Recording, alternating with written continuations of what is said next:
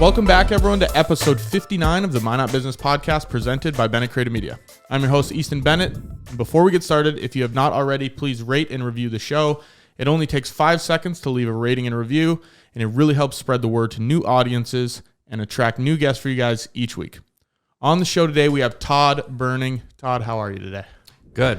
So for people that don't know who you are, Todd, they've never met you, they've never heard of any of the projects you're involved in, what would you tell them? What's your elevator pitch, or if you saw someone at a grocery store? Well, I'm originally a Minot guy, and I do lots of things. I get asked that. I go, what do you do? And I do everything from making hot dogs at the state fair and serving beer to doing developments and a little bit of everything. Yeah. Got your hands in a lot of cookie jars. Yeah, our team does, for sure. Yep. For sure. Yeah. So it's good that you're doing the hot dogs during the state fair and you're doing the high level stuff. You're doing the whole wide array, the whole spectrum of things. Yep, for sure. So the business that we're going to be talking about today, Epic Companies. Give us a little bit of a rundown. What is Epic? What do you guys do? Kind of what's your mission and all your projects that you guys got going on? Yeah, I mean, Epic is it's a development company. And we started, I suppose 10, 11 years ago. First full-time employee was a little over 7 years ago.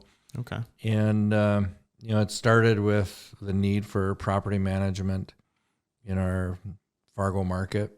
I live in West Fargo now.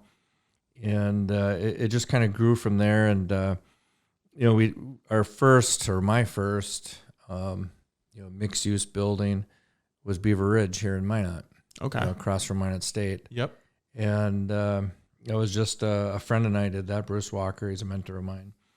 And, that kind of started it. And we did a couple of those buildings in West Fargo, and it kind of took off. But I needed management. And I had a few mentors of mine say, this mixed use thing is it's coming back, and our governor likes mixed use. And so we stuck with it, and it's just really, really grown. And then the project that really, took off for us was the lights in West Fargo. Mm-hmm. And which is an awesome venue. You been there? I have. Okay, good. Yep. I haven't been to like a concert there though. Yeah. I just went and kind of looked at it when I was in Fargo one time, because people were always going to these concerts. I was like, I got to check out what they're talking about. Yeah. The lights. It was a crazy deal for sure. And we did some redeveloping in downtown West Fargo, and that was kind of our foothold. And since then we've had lots of communities, ask us to do something similar to the lights. I mean, it's kind of work, live, play. And, we do a lot of the hard projects. We really do. And work close with cities and school districts, counties, things like that. They take a little bit more time, but when they're done, they're good projects. They're good for the community. They're good for the investors. And they're good for the people that live or work there. Yeah, because we get the lights is, and we're going to talk about this a little bit down the road, but the tracks in Minot, that's kind of similar to the lights. Yeah. Oh yeah, it's twice the size. Yeah. Yeah, it's the tracks is it's going to be unreal. It's a 15-acre development, and you'll have 7 or 8 buildings on there, just depending on the size and scope of them. And by the time we're done, it'll be somewhere between $150-200 million project. Oh, really? Yeah. So we've made a big commitment there, and obviously with Trinity across the street, I think we can work hand in hand. I think we can be a big part of their recruiting, and obviously they bring traffic, and that whole corridor over there is going to explode. We saw the same thing happen in Fargo, West Fargo, when Sanford opened up along the interstate there. There was nothing there. Yeah. And it changes. The dynamics will change, and Minot's real lucky to have Trinity go through what they did. It was hard. Yeah. There's a lot of naysayers out there, and they kept on it, and they got it done, and that's really good for really Northwest North Dakota. And that's a beautiful building out there too. Yeah. I want to get your take on. So I always tell people that area out there by the new Trinity and where the tracks is going up, the development, I think, is heading that way towards Minot. What do you think that area is going to look like here in the next 5-10 years? Is there going to be a bunch of houses out there and a bunch of commercial properties? Well, I mean, it's zoned. It has its different zonings already. I mean, there's a lot of commercial zoning, and just to the north of us, Nathan Smith, Minot guy here, he has a lot of that land, and he's got lots of different levels of residential planned for that area, and and then it ties right into Green Acres that's been there forever. Yeah. So it's really zoned real nice, and hopefully people will take pride in what they develop out there. It doesn't turn to junk. I don't think it will. It's pretty expensive out there, and that helps make it what it will be. Yeah, I'm excited to see where Minot goes in that area, because anything you can bring to Minot, like the tracks, like the new hospital, is just going to add to the quality of life here in Minot. Yep. I want to throw it back to the beginning now. So okay. The inception, real estate, how did you get into this? You have commercial space, you have the event venues, condos, apartments, all of this different stuff. What was your first step into this industry? Well, like I said, it started at Beaver Ridge, which was kind of a fluke deal, but it just, there's the next generation, you're part of that, and they're looking for things to do. They're looking for quality of life, they're looking for convenience, and mixed use buildings mixed together can really, really do that. And so if you can complement all that stuff, and our plazas end up being either owned by cities or charities or whatever, and that it just kind of morphed, and really the state of North Dakota was a big part of that. The governor, he's got a development company, Kilbourne in downtown Fargo, and what they've done there is amazing. Okay. And we work real well with Mike Allmendinger and those guys, and learned a lot from them of what was going on in Fargo, in their sandbox, and we've just duplicated that in some areas that people probably scratch their head and like, what the heck? Yeah. We're out in the middle of a field at the lights, and now we have 10,000 people living around us, and we're out in the middle of a field over there with Trinity, and I think there'll be good things to come there too. So it kind of played off of each other, and it's a national trend. The old downtowns are mixed use. Yeah. They have old apartments above them, and they used to have brothels and things above the bars, and there's a history of mixed use, and it's coming back, and the urban sprawl, has kind of gone away. COVID kind of pushed it on again a little bit, but it's come back, and it's getting more and more expensive, to have half-acre lots or three-quarter-acre lots with all the infrastructure and stuff. So cities really promote mixed use as well. Okay, so then you started with the Beaver Ridge as one of kind of the first projects. What did it look like after that? Did you go to Grand Forks, Fargo? Really want to touch on why Minot? You started in Minot, and now you're all over the state. Yeah. But the emphasis on Minot, when did it come back? Is the tracks kind of the first project? I know you got the M building going up now too. Yeah. I own some other real estate in Minot, and part of our company is based out of Minot. We're down there next to the Coke plant and been there all my life, really. And I got a good start in Fargo. Fargo's a strong market. The country can go crazy strong, and Fargo just keeps going along. It can go crazy bad, and Fargo keeps going along. And the state of North Dakota is lucky to have that. And so that's really where I got my start. And then as the economy kind of stabilized here, once the oil boom quit and the flood and all that recovery and things stabilized in Minot, and I helped a lot with the Minot Country Club. And so I've just always had a pulse on Minot, and I like to do things for Minot. This is where I grew up, and I really believe in the community. And there are a lot of people in Red River Valley, they don't understand what the Wild Wild West is. We're part of it here. And so I wanted to bring these things back. And when I heard about Trinity, they need to recruit. They need to recruit people. That's why they built that, for better medicine and recruiting young people, and I thought, that's right up my alley, is complementing things like that. Yeah. And so those things just happened to work out. And then the Big M building, my dad had his office there for a long time before he became a judge, and I grew up in that building, and I know, heck, we tried redeveloping that, probably 10, 12 years ago, and the math didn't work. But it does now, barely. I mean, it's a stretch. It's a tough project, and we've got lots of good local investors in it, and you know, so it you know, it's a pride thing too, you know, for Minot to see the Big M come back to life, and you know, we'll get there, and we're going to be able to. We have a main floor tenant. We'll be able to announce that pretty quick, and it's a household name, and so it's going to be some good positive stuff. I'm excited for the M building. It's funny because now we have sports on top. You can sit up there and you can look at the downtown skyscape. And I always have this conversation with my uncles. We used to look at the M building years ago and we're like, man, if we had unlimited money, what would we do with it? And they're always like, well, I'd do this and this. And we're like, we should put a concert venue on the roof. And then we do that. So we always had these ideas of what we would do with it. And now to see it actually being rejuvenated is super cool to see. Yeah. One project I forgot about is the Blue on Broadway. Yep. So was that kind of the first, besides Beaver Ridge, injection back into Minot? Yeah, it really was. You know, hooked up with the Goki family, and it used to be the old Pepsi plant there. And, you know, they're like, what do we do with this? And you know, with the resiliency money and things, it's turned out to be a really, really good project. And we're going to do phase 2 of that, just across what used to be the Pepsi alley. Okay. You know, and do some townhomes there. But yeah, from a practical standpoint, that really was we have Park South as well, over there by the Ball Diamonds.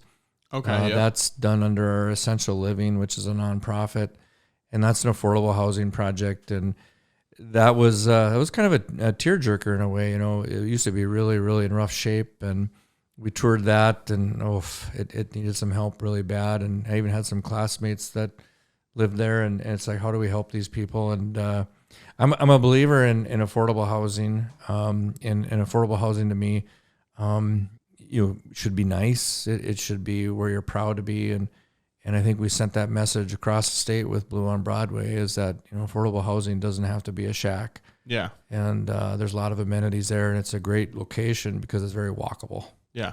Well, especially Blue on Broadway is right next to everything. You grocery store across the street, fast food places, church, all over, and places to work, and so it's very popular. So then, bouncing back, I'm bouncing all over the place here. The M building. Mm-hmm. This is maybe a personal question I have. Whose idea was it to put the horse on the side, the Who's Fest?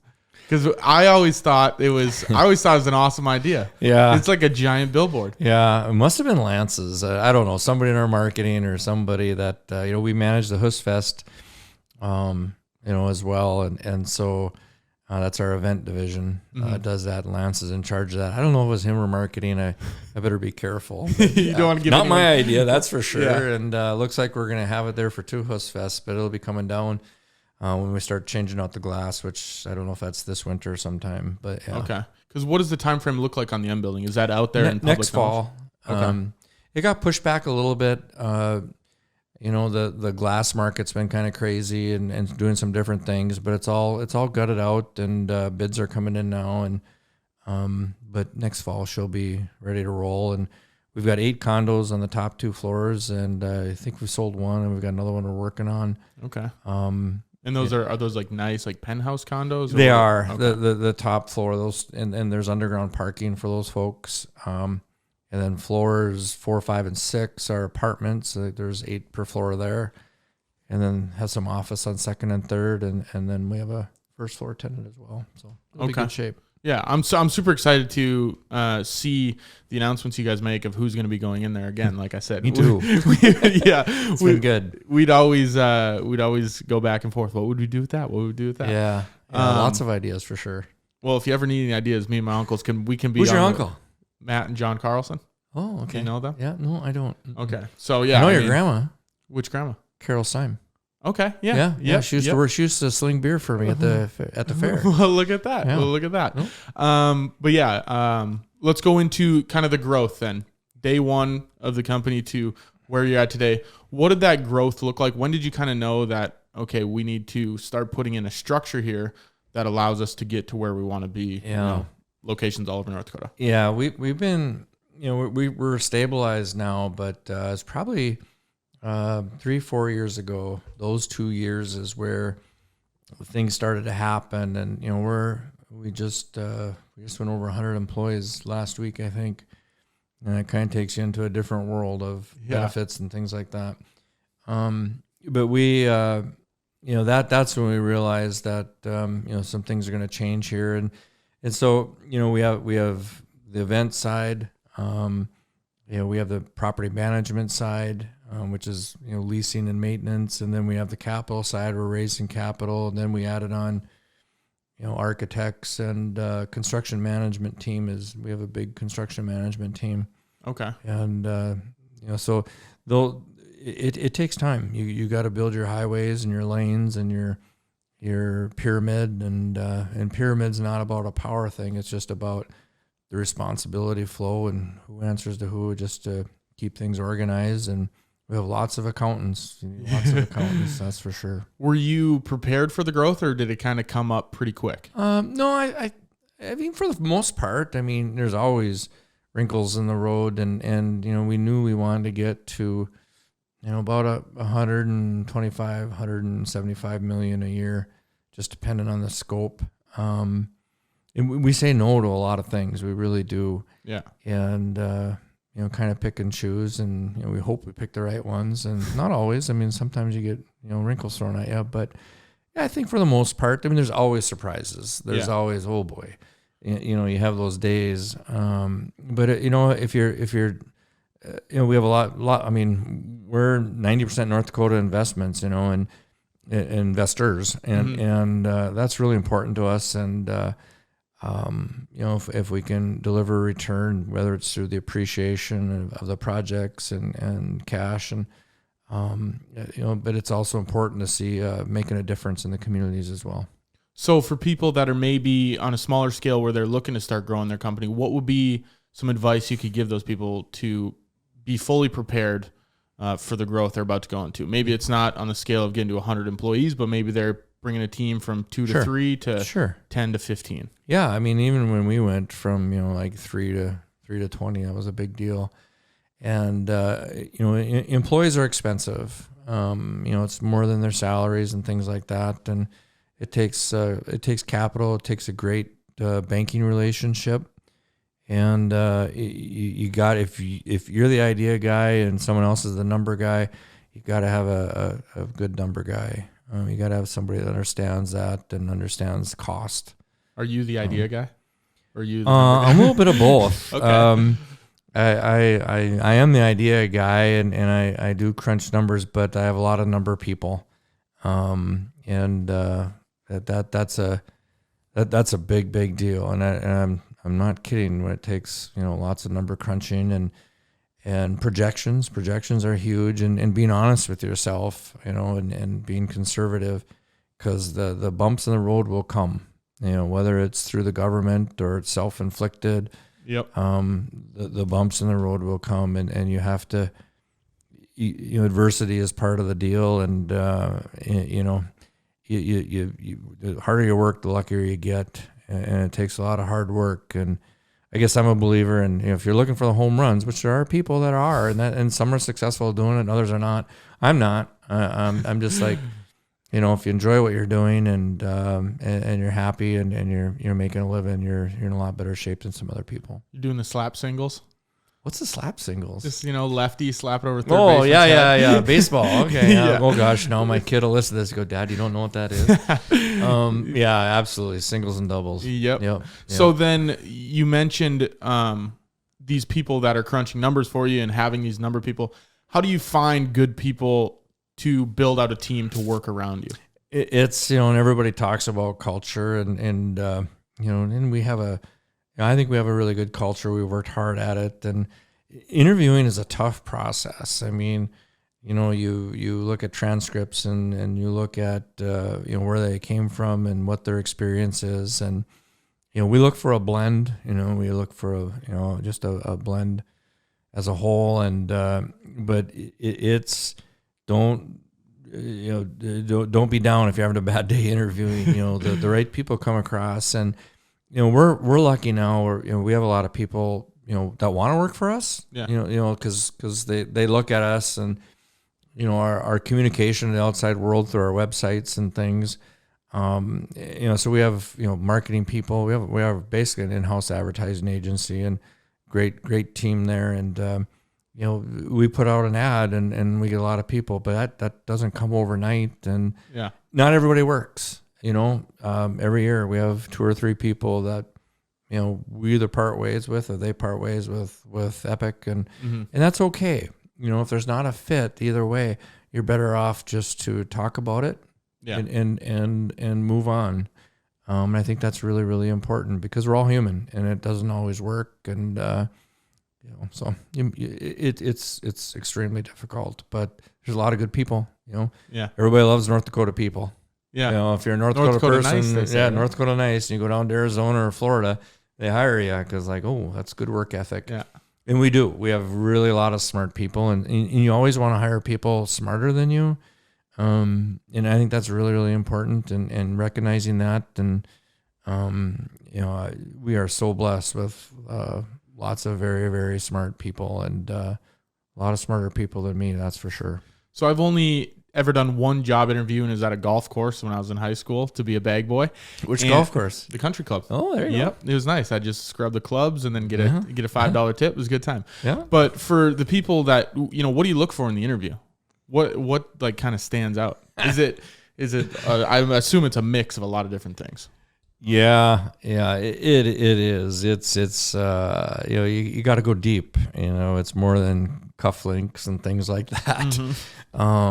The wins are not double wins. It's right, exactly. It's about character and just talking through with people. And of course, you have to be careful this day and age, not to get personal, but at the same time, you want to understand who they are. Yeah, and you just be upfront about that, and you got to get them relaxed and talk through it. But there's a lot of variables. It depends what you're hiring for too, and like you said early on, I mean, our whole food and beverage division, we hired tons of kids and tons of people that need to, need some part-time revenue or things.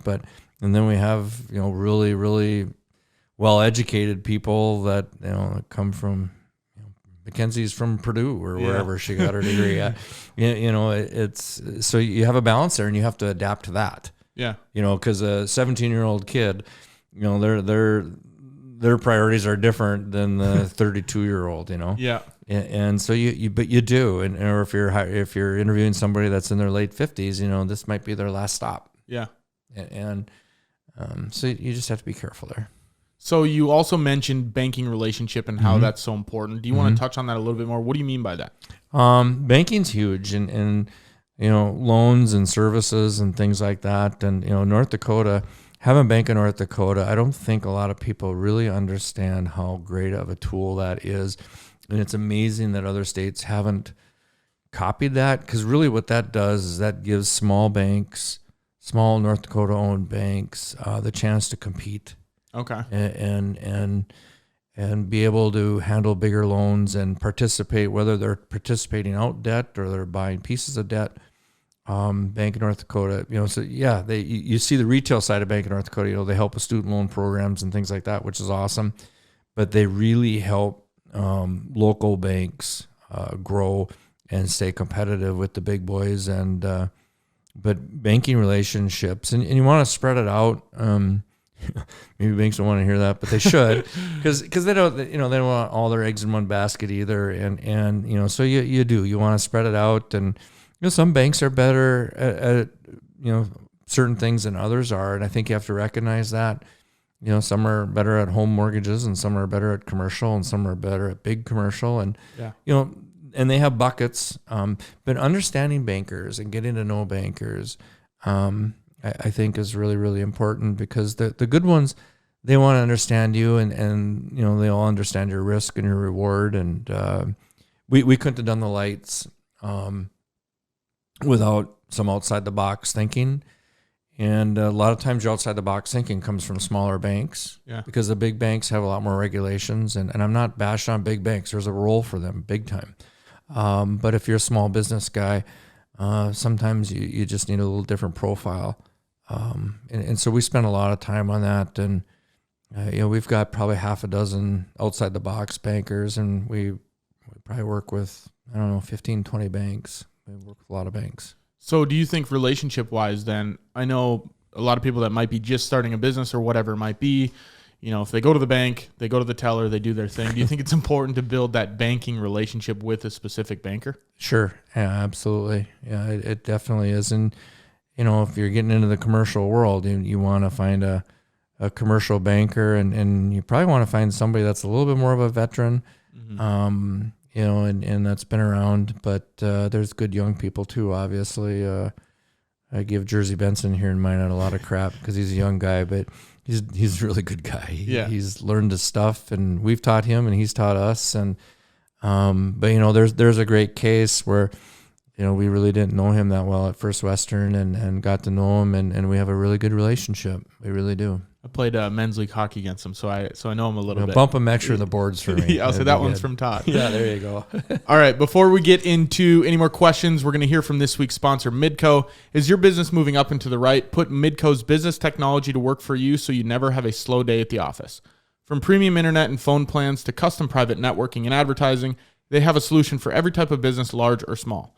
Get paired with an account representative to create your suite of services and make the switch with ease with dedicated business client fulfillment and support teams. No data caps, flexible contracts with month-to-month or long-term options, built-in DDoS protection, and more.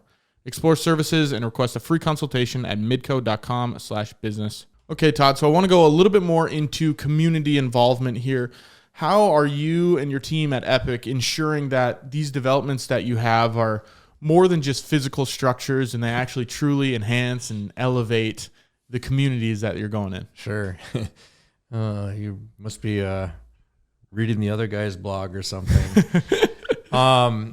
We work a lot with community programming. We really do. And the plazas that we, co-develop with, whether it's a city or a park district or whatever it is, the public programming is huge. And, so working with charitable organizations, and, we started one as well. And that's been in the paper a little bit for absolutely the wrong reasons. I can sleep at night.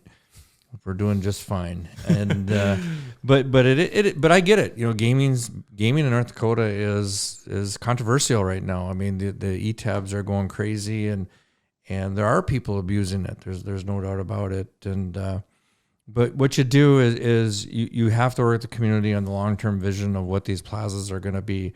You don't want to just build them and see what happens. You want to start programming them and getting things in there that are for kids or youth groups, and the older people as well. I mean, at the lights, if you go to thelightswf.com, I think it is, and the magnitude is unbelievable. It's I mean, every day there's something going there, and some days it's double booked, and whether it's movie nights or rodeos, and everybody hangs their hats on the concerts, but that's 7 of the days. That's about it. Yeah, it's all the other stuff that it does, and lots of organizations. You had add on about Midco. Midco is a big partner of ours, and they have a mission to help public things grow and be there, and they're a partner of ours, and electric co-ops and the XL Energies of the world, and that's what's really cool about our spaces is these companies that also provide funding or charities that do different things.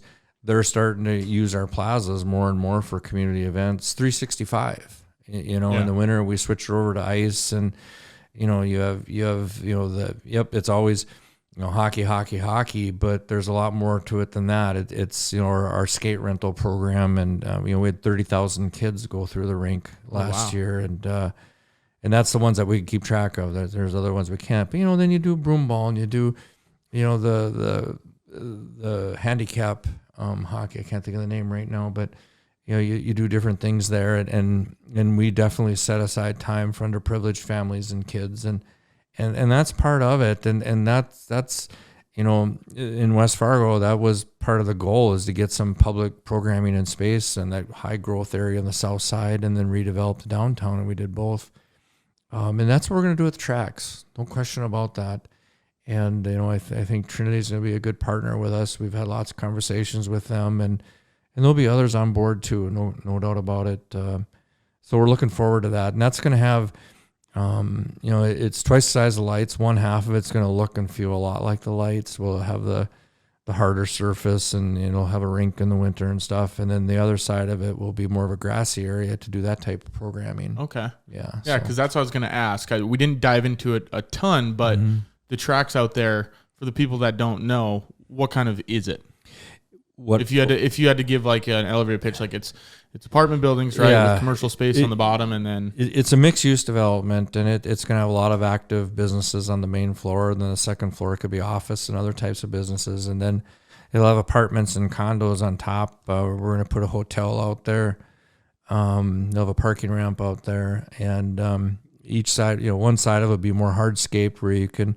In the winter, it will have a rink. In the summer, it'll whatever requires hardscape could be.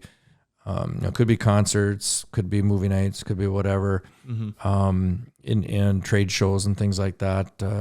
We're getting into pickleball, we're getting into volleyball, we're getting into all that stuff. Big pickleball wave. Yeah, there is a big pickleball wave. It's crazy. There's pickleball on ice now. Really? We're going to try that. Mike Amundsen, he's going to give it a shot this winter at the lights. And okay. Our rinks are artificial ice, so we're not so susceptible to sun and things like that. It helps us, cover the edges there. But that's what's going to be out there, and we want to build a building a year. If maybe there might be 1 or 2 years where we do 2. We'll just see how it goes. It's all based on economy and capital and things like that. So okay, we'll take it one step at a time. But it's going to be we start building the plaza next year. The plaza and building 1 will open up next fall. So it's coming along. We got a long ways to go, though. So the tracks, this is what I was wondering about the naming. You have the tracks, which I've known it as, but I'm driving out there. We were shooting a video at Trinity the other day, and it says the Maverick on the side. So what's the distinction there? Tracks is the development. Maverick's the name of that building. Okay. It's going to have this is marketing. Mackenzie, who was actually from Mohall originally. It's going to have a Yellowstone type feel, Western, that's ties in with Western North Dakota, and have those colors and that feel. So Maverick's the name of building number 1, and but the whole thing's tracks, and that's more off the railroad and Western thing, and it's going to have a really cool feel out there. It's going to be sweet. So then each individual building will have its own name. Yeah. Okay. Yep. It will. Sheridan is next. That'll be across. It'll be just south of the Maverick, and in the middle will be the ice rink there. Okay. Cool. Yeah. I was always wondering, because I drove it and I was like, I thought this was called the Tracks, and then I saw the building. It said Maverick. It'll have some signage that says that it's Mavericks on the stair tower. They're ingrained in the stair tower, I guess. Yeah, that's what I saw, and I was like, I think maybe I'm talking about this to people wrong. No, you're doing fine. That's all good. So you talked a little bit about collaborations, Midco, Xcel Energy, these other partners. Mm-hmm. How do you go about these collaborations and these partnerships? Yeah, it's they're sponsorships, they're collaborations, as you say, and there's some, we start with the people we do business with, we do a lot of business with Midco, for example, out in especially in the Red River Valley, and my first deal with Midco was back at the Ralph in those days, creating the Fighting Sioux Network. Oh yeah, and so that was a natural one, and then energy people, a lot of.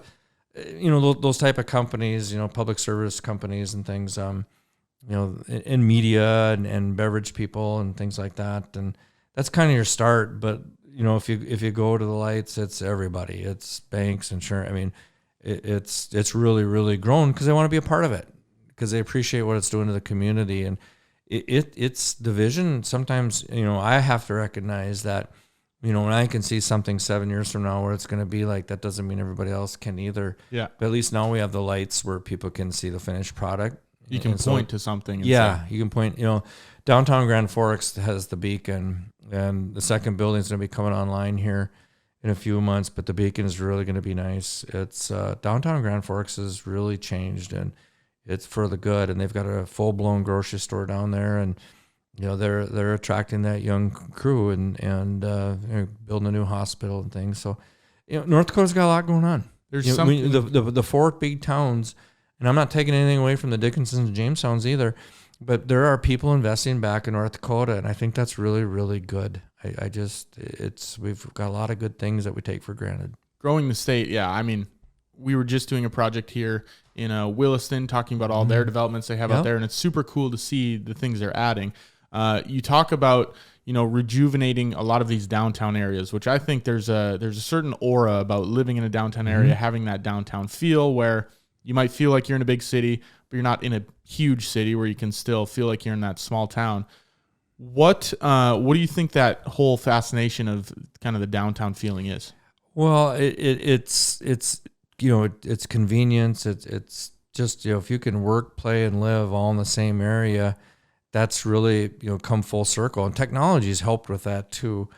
But, and Minot is right there. I mean, thank God for the Kevin Blacks and Ackermans and people like that investing in downtown. And I think City Hall moving there is huge. Yeah. And, there's the RFP out there for the 2 parking ramps. And, I've written some articles about, just be patient, Minot. Those ramps are going to be beneficial. Yeah. You're going to be glad you had them. And, we're going to come up with a couple ideas for the city for those ramps. And downtown Minot didn't, then Trinity leaving was, kind of, people were throwing stones at Trinity, and they're doing the right thing. And, my opinion is just to blow that corner up and redo it.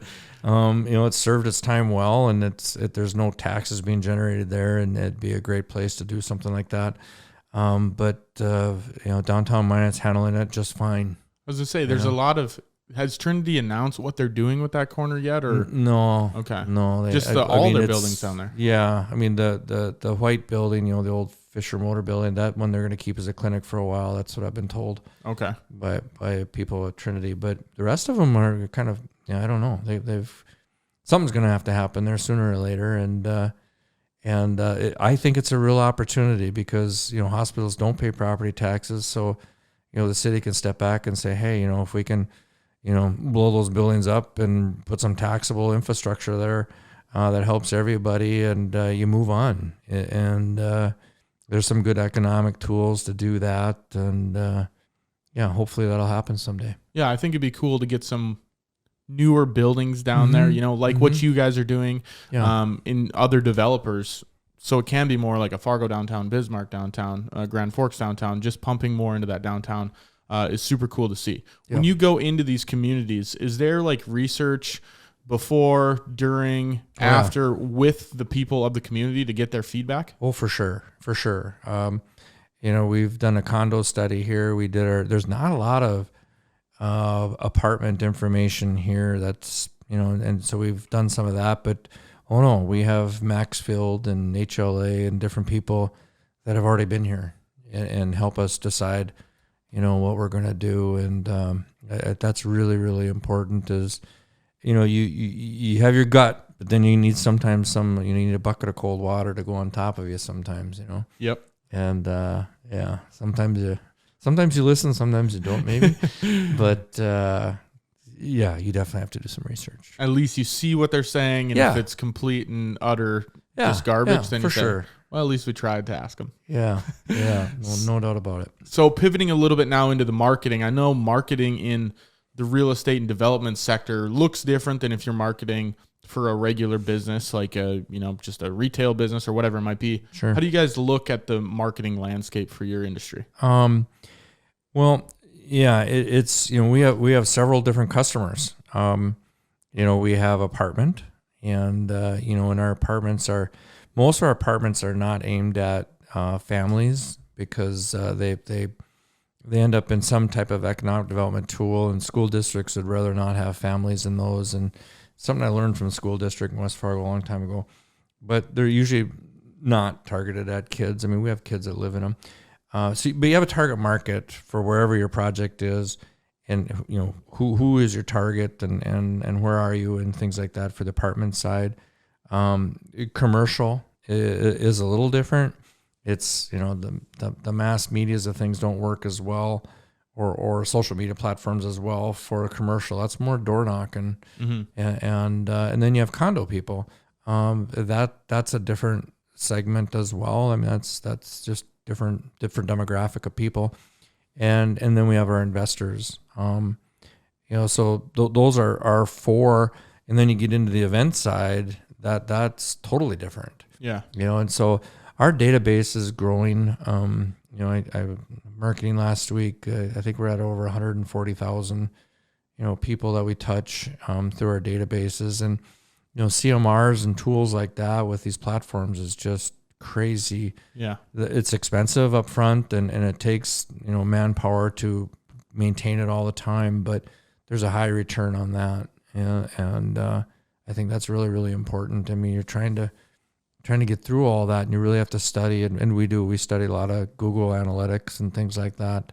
We're not the best at it, but we're trying, and we've got a lot of good, smart young people, and it gets into that social media, It's crazy because it changes so much. It does. It changes, and oh yeah, and the rules within, it is. There's this changes, vertically and horizontally. There's changes, and you have to adapt. Yeah. So before we go into, I want to go into a little bit of the business stuff so we can add some stuff for people to take away from this, which they probably already have. We're not going to touch on the Who's Fest because we have an episode with Alexis and Tim, unless you really want to dive into it. No, I no, that's fine. Those two know a lot more about it than I do. That's for sure. Yeah. So we had them on, but just a quick plug for the people listening. The Who's Fest is coming up. I think, what are the dates? The 27th, 28th. 20 Tuesday 26th we have like a governor's reception, and then it goes 27, 28, 29, and 30. Perfect. So if you guys want to check out the Who's Fest, that's coming up. If you want to hear more about the Who's Fest, which Epic manages, right? Yeah, we manage it for the board, and it's a community effort. It's going really, really well. It's returning the corner. Last year we were butting ahead. Canadian border opened up Saturday the Who's Fest. Yeah. So I can tell you that briefly is.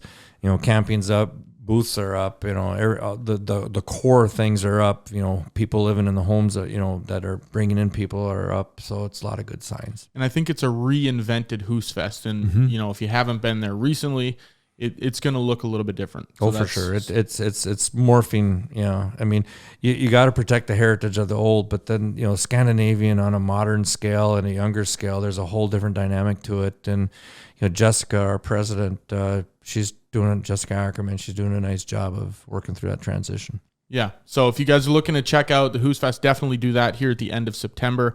And if you want to hear more about the Who's Fest podcast episode, we'll put it in the description below. You can check that out with Tim and Alexis. Let's go more so into the advice side of things now. So someone that wants to get into the real estate sector, commercial development, all that, what are some key pieces of advice you'd offer to these people? Well, first of all, are you type A?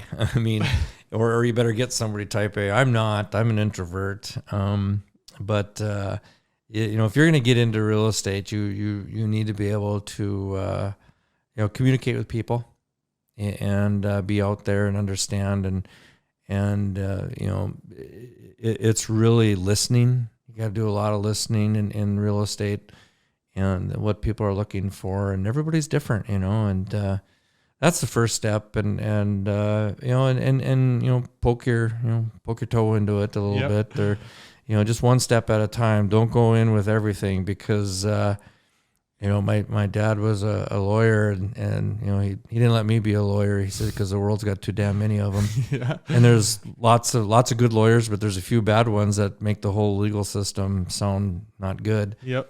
And that's kind of the way it is in the real estate world too. You've got a few developers or a few real estate that, they're not the greatest, but there's a lot of good people out there in the real estate business. There really is. It's a fraternity, and they help each other. And so you just got to have that type of build. And when you think about it, you look at the billboards in Minot, and it's a lot of people, and it's because they're out there and they care about the community, because they want growth. They want market value. It's like being in the Coke or Pepsi business. You want that growth. Or you had Matt Morelli on here. Yep. They're all in the same boat. They want growth and they want value, and real estate is a big part of that.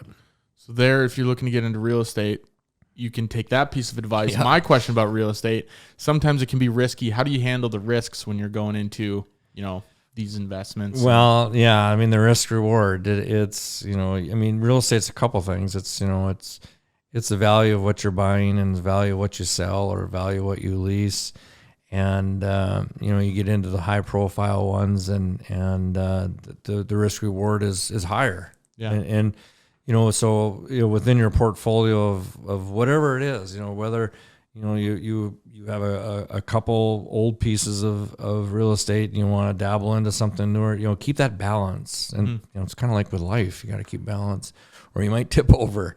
And people do tip over, but sometimes that's the way life is. And nobody, it's like going through a divorce. You think everybody's looking at you and nobody really cares. And you just got to be honest and move on. And that's the way real estate is too. Sometimes, there are things sometimes you don't control. And I guess the other thing is if you're getting into real estate, visit with your city.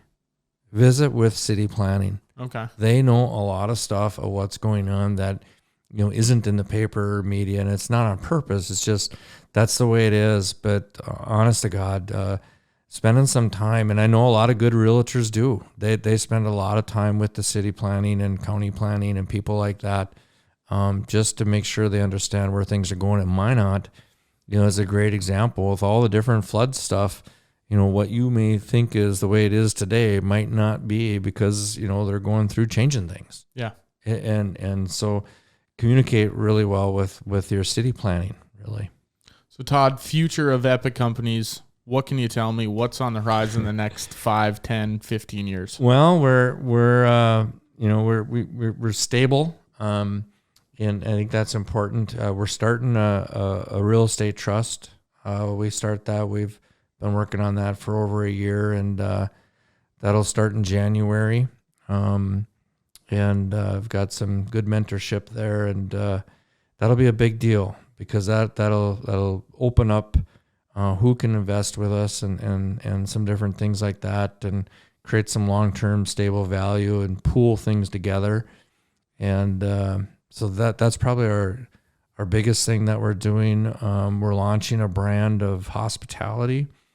We do own some hotels. I think we have 5 of them. And, as we develop these plazas, we're thinking, gosh, a hotel within these plazas would really add a lot of life and services and different things. And so, our first one's going to be in Grand Forks. That'll be building number 3 at the Beacon. Okay. We're slating one for here, across street from Trinity. And then phase 2 of the Lights, we'll have one. We've got one at our water park. So, the 2 biggest things probably in the next 3 to 5 years is our REIT and our hospitality side to complement our mixed use and add those services and things. And I think that's really, really important. And it's a different model, and we've got some good partners there. And all right, more about that. One of the last questions I got for you: what would be your dream project, your dream thing, if you could snap your fingers now and you're like, it'd be really cool to have this thing in this place? Yeah, well, and I get I won't say a lot of crap, but I do get some crap from people in the Red River Valley about Minot. And my dream is, when it flooded, and we managed the old Minot Country Club, forever. And, thank God, Bach, Ekman, and those guys bought that and said, we'll privately redo it. We couldn't do it with membership money because we didn't know about the flood remediation. Mm-hmm. And getting the new country club built was important. And now Minot's got 3 really good golf courses. Yeah. And it's fortunate. But my dream, to answer your question, is, the tracks is, I'm living one of them there, and Midwest Federal. Kind of a salute to my dad and to that era, I think is really important. And doing things from Minot, it's not easy. It's not easy in Minot, and I want more developers to come to Minot. And to grow, you need more people, and so I'm always a fan of other development and other developers, but the dream is to continue to work and help Minot. It really is. And I've said that on Fargo podcasts as well, because that's where I come from. And I'm proud as hell of the Lights and the things in Red River Valley too. That's where my kids grew up. But there is something special about Minot. Well, Todd, we appreciate the efforts that you and your team are putting forth towards Minot. Obviously, we like the Grand Forks and Fargo stuff too, but sure, the more you do in Minot excites all of us. We're all in it together, right? Yes. Good. So thank you a ton for coming on the show. Where can people find you, find out more information about Epic? EpicCompaniesND.com. And that's kind of our home. website, then you can just branch off to there, whether it's in the event side or whatever it may be. But that's where you go, epiccompanysnd.com. Cool. You can go on there, check out all the projects they got rocking. Thank you for sharing some information about what Epic's got coming on, Todd. Appreciate it. Yeah, you bet, Easton. That was episode 59 of the Minot Business Podcast. Thank you guys again for listening and watching, and we will see you guys next week for episode 60.